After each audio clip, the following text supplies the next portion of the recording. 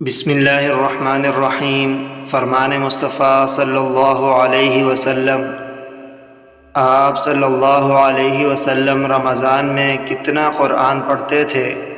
حضرت ابو ہریرہ رضی اللہ عنہ بیان کرتے ہیں، نبی صلی اللہ علیہ وسلم کو ہر سال ایک مرتبہ قرآن سنایا جاتا تھا، اور جس سال آپ کی جان قبض کی گئی اس سال 2 مرتبہ سنایا گیا، اور آپ ہر سال 10 دن اعتکاف کیا کرتے تھے، لیکن جس سال آپ کی جان قبض کی گئی اس سال آپ نے 20 روز اعتکاف فرمایا۔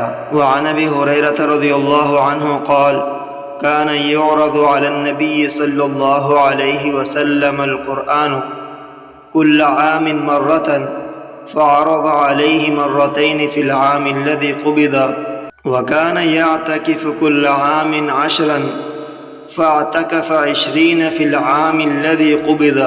رواہ البخاری۔